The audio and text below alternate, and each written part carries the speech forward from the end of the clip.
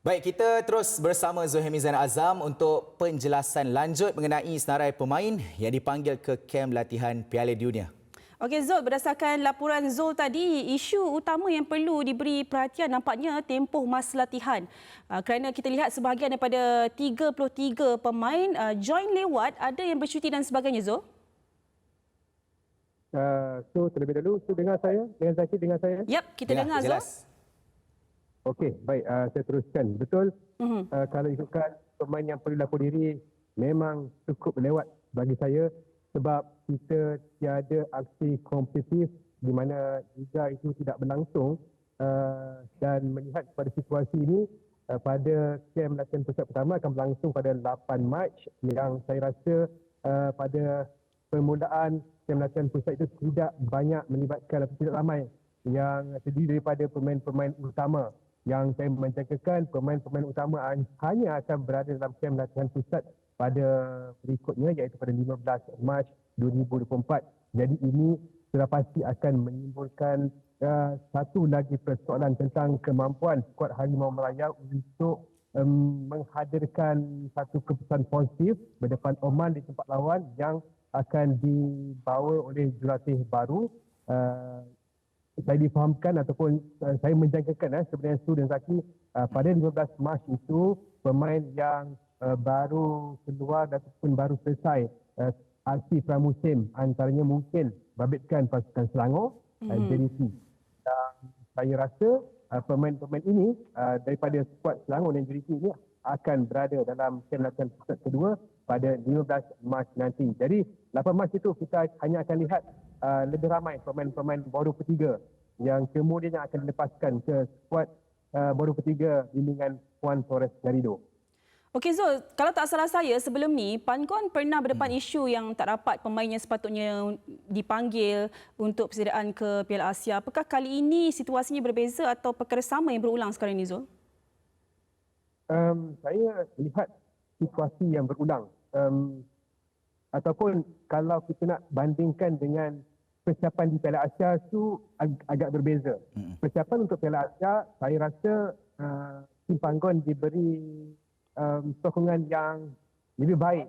Kalau kita ingat balik untuk persiapan ke Piala Asia, dia berjaya mengumpulkan pemain lebih kurang dalam tempoh sebulan lebih awal.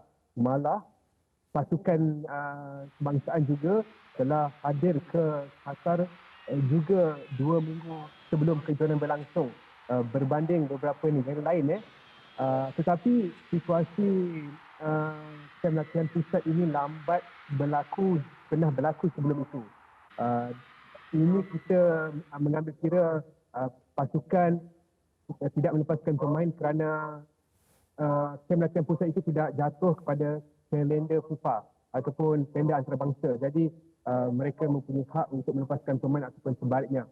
Dan saya lihat situasi ini berlaku ataupun berulang kali ini kerana ia bukan dalam tempoh FIFA kalender.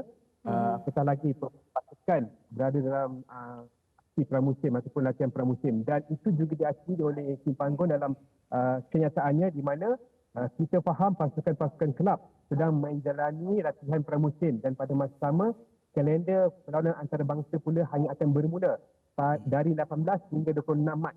Ini dah diakui oleh tim Panggon sendiri. Jadi beliau mungkin terpaksa bersedia dengan sebarang kemungkinan untuk cabaran di Oman nanti.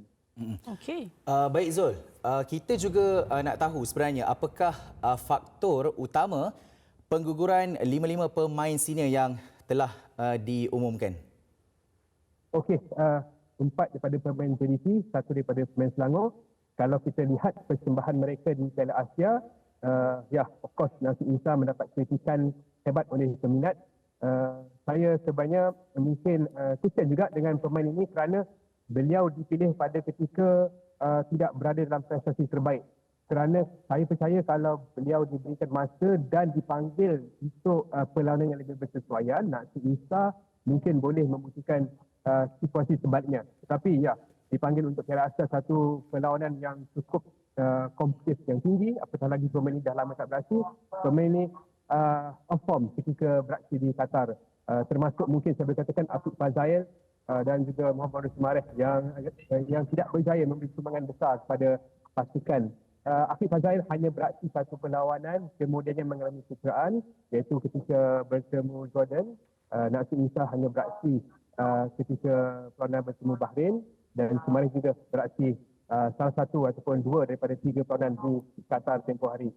Huzani sendiri langsung tidak beraksi tempoh hari, manakala Sami Safari juga tidak sempat beraksi kerana mengalami kecederaan walaupun merupakan pemain di orang kata backup pada Matt Davis. Jadi keseluruhannya saya melihat faktor Palestin dudukkan di Qatar menyebabkan mungkin 5 pemain ini tidak berada dalam skuad 33 pemain untuk pertandingan Oman.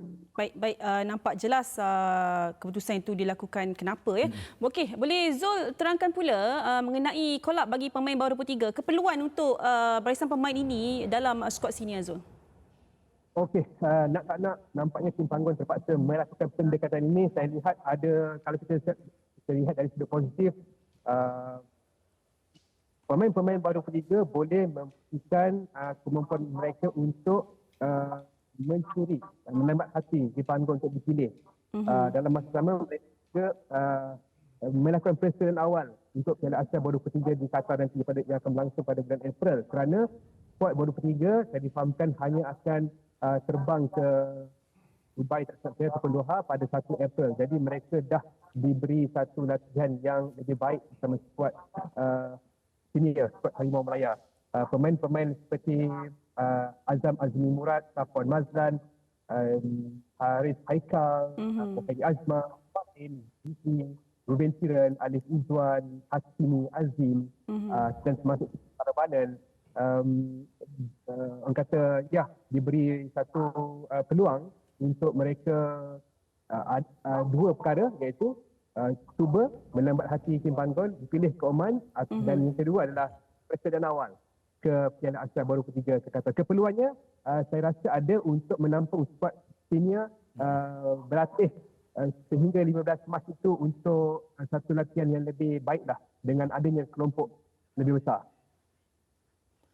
Baik, terima kasih kita ucapkan kepada Zul atas perkongsian yang begitu padat dan mantap, dan semoga Malaysia dapat keputusan yang terbaik untuk bertemu dengan Oman nanti di Piala Dunia. Terima kasih, Zul. Yes. Okay, thank you Zaki, thank you. Sampai jumpa lagi. Alright.